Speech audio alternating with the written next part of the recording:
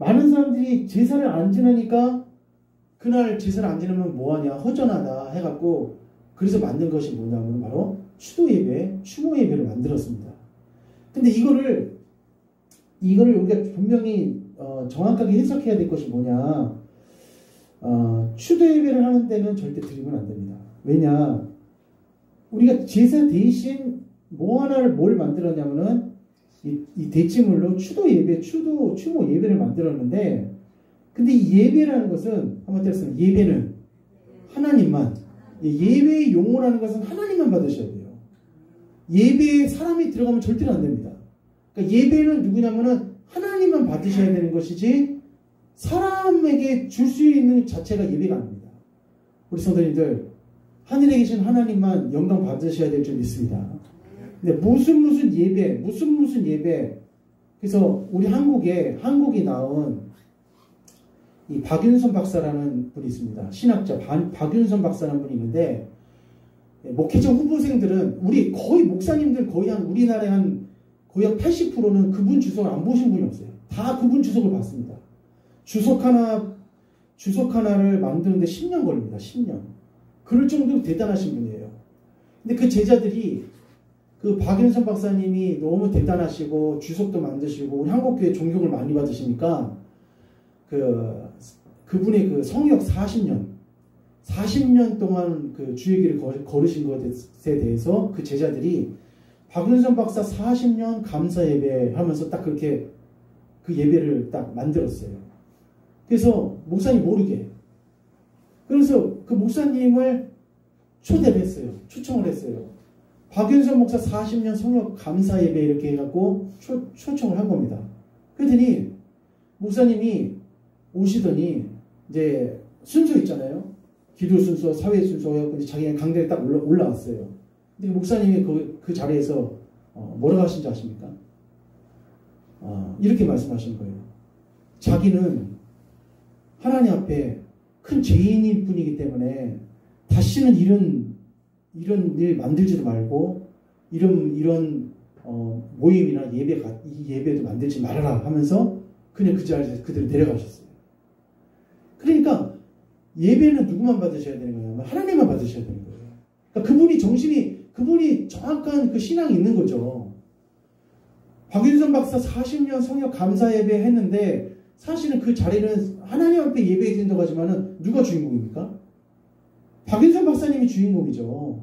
아무리 하나님 앞에 예배 드린다고 하지만은 그 초점과 그 분위기와 그 주목받는 것이 누구한테 다 초점이 되냐면은 박윤선 박사라는 그분한테 초점이 다 가는 거예요. 그래서 다시는 이런 일 하지 말라고. 내가 하나님 앞에 죄인인데 내가 왜 이렇게 영광을 받아야 되냐 하면서 화를 내시면서 나가셨다는 거예요. 그래서 제가 생각할 때는 역시 박윤선이다. 역시 박윤선 박사다. 그렇게 제가 존경을 했거든요. 감사했거든요.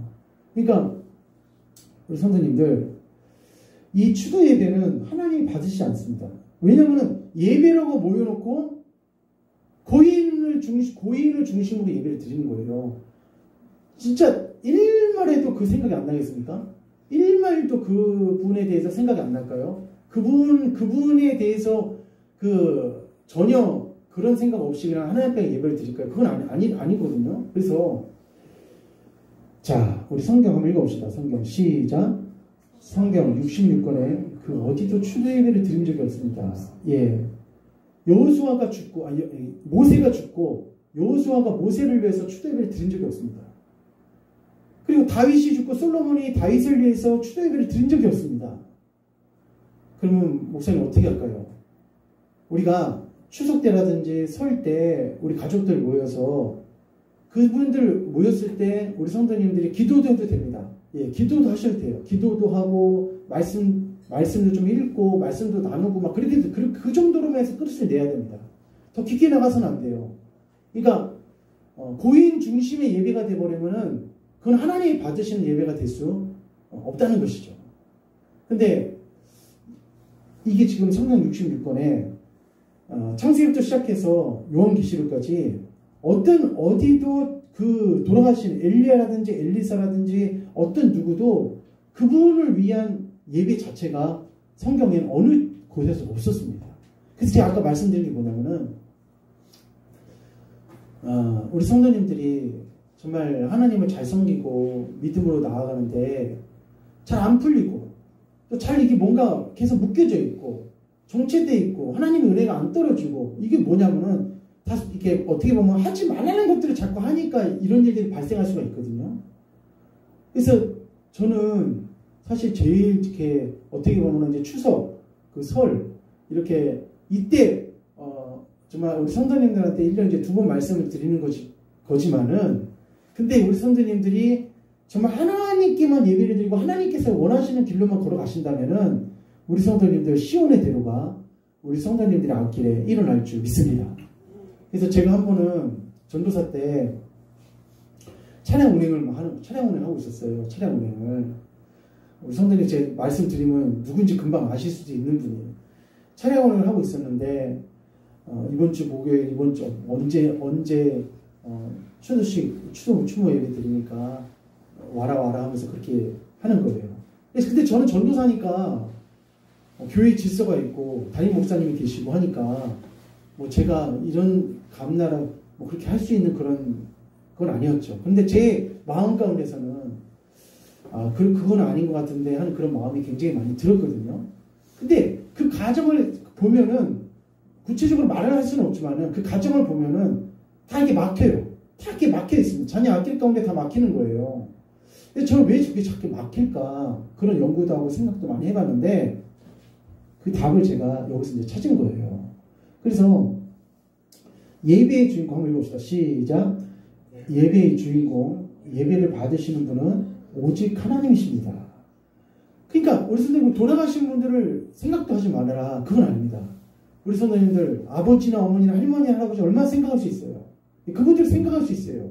그분들의 신앙과 그분들이 하나님을 믿고 섬기고 따라갔던 그 모든 것들을 어떻게 하느냐? 내가 생각하면서 그분들을 기억하고 하나님께 감사할 수 있습니다. 그러나 그것을 예배로 집결시키면 좀 안 된다는 거예요. 예배의 대상은 누구냐면 하나님만 받으셔야 되는 거기 때문에 그러니까 우리 성도님들 우리가 이 추석을 맞이해서 많은 사람들이 지금 세상에 헛된 우상이나 헛된 신들에게 가서 이렇게 절을 하고 이들에게 복을 달라고 이렇게 기원을 합니다. 불교의 그 절에 있잖아요. 사람들이 설만 되면요. 얼마나 많이 가는지 봅니다. 굉장히 많은 사람들이 이곳에 가요. 이곳에 가갖고 합동제사를 지냅니다. 합동제사.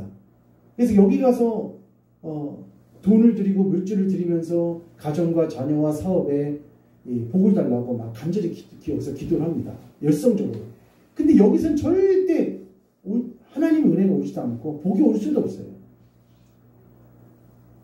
더 놀라운 것은 뭐냐면은 우리와 똑같은 신앙의 길을 걸어간다고 말을 하면서 하는 사람들이지만은 세상에 성당 안에서 뭘 하냐면은 제사를 지내요. 성당 안에서 이렇게 차례상을 했잖아요. 감도 깎아놓고 아니 감이래.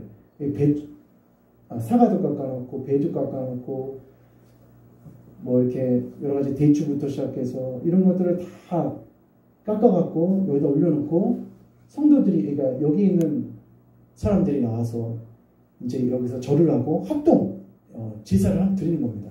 이것도 하나님이 봤을 때 아주 심각한 우상숭배입니다. 그러니까 천주교는 거의 3분의 2가 다 뭐냐? 우상숭배라고 보면 돼요. 굉장히 많은 우상숭배가 굉장히 많습니다. 우리 선생님들이 절대 있잖아요.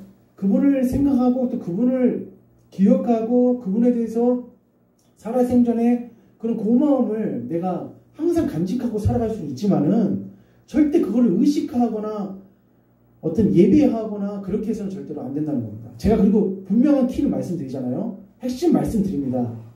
사실은 돌아가신 분들에 대해서 예를 안 차린다는 것이 그 사람의 됨됨이를 볼 수 있는 건 아니에요.